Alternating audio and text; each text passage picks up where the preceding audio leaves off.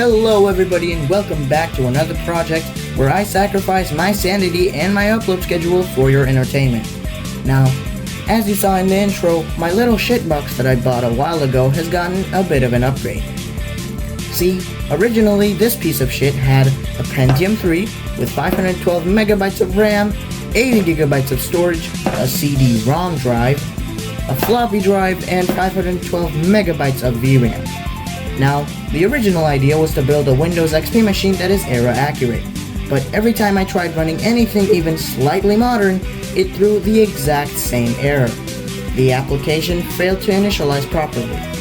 Turns out this Pentium 3 only supports SSE 1, which wouldn't be a problem if all the legacy and forks of modern apps didn't require at least SSE 2 to begin, or even start.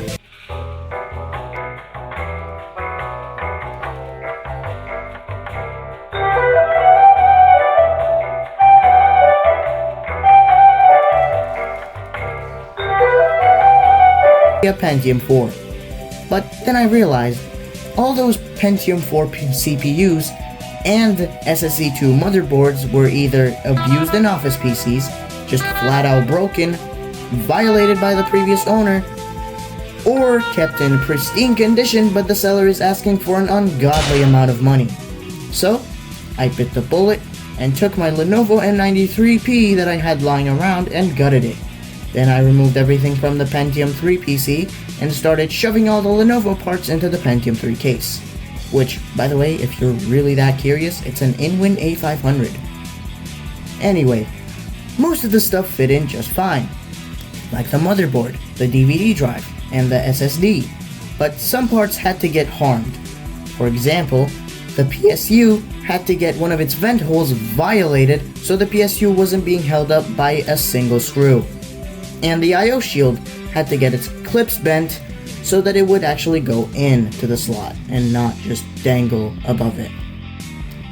So, I have a modern-ish gaming computer inside a 90s case. What about it? But it still didn't really feel right. I mean, yeah, I was running Windows 10 and it was pretty powerful and still kind of capable, but it just didn't feel right. So, I went where all shitty computers feel right. I installed Windows XP 64-bit, and before you say, dude, Windows XP 32-bit is superior, does it look like I give a rat's ass about any of that? Well, if you said no, congratulations, you're right. Look, I have 16 gigabytes of RAM and I want to use every single last kilobyte.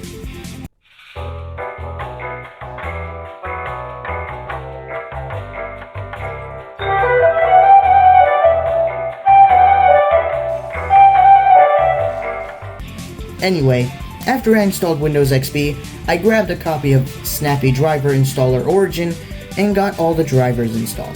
Then I started testing games, which for some reason performed worse than Windows 10. You know, considering Windows XP is way lighter and requires way less computing power, you would think that it would run at least a little better, but it didn't. Turns out the integrated graphics that are in this motherboard don't play nice with XP. So I hit the e-waste recycling center and grabbed an NVIDIA Quadro K2000. Not exactly a powerhouse, but it didn't need external power and worked with my setup. While there, I also picked up two 1TB hard drives for $10, which originally were going to go into my main rig, but ended up in the XP build anyway. Now I do have to point out that since this is Windows XP, I did have to get some free edition games, which, since there's no overlay, meant I'd get like a little more performance. Just add like 3 FPS to like any game, and like, there you go. Half-Life and Half-Life 2 ran pretty smoothly, and ran pretty much above 30 FPS most of the time. Portal hit around 60 FPS maxed out with VSync, and most other games that I tried didn't really push it as hard as I wanted to. Now you may say, well, what about emulation?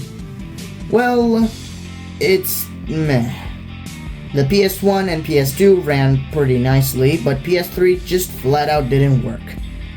Maybe because this is Windows XP, or because it's just old, I don't know. Anyway, now this is usually the section where I say this is a one in a deal, one in one, no other exists, but I'm going to be honest, I don't really think that.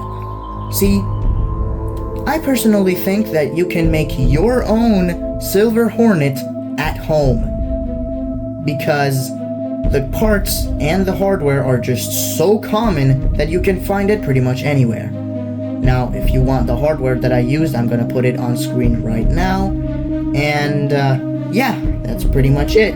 So, there you go. Go on and make your own Silver Hornet. Although, I do have to say, if you are really afraid of painting, this is not a project for you. So, maybe don't paint it and keep the color mismatched, or just use this as a grow-up experience and just start painting. So, yeah. Also, before I leave, I just want to say, please just hit that like button and that subscribe button. It really means a lot to me. Thank you for watching. I'll see you in the next one.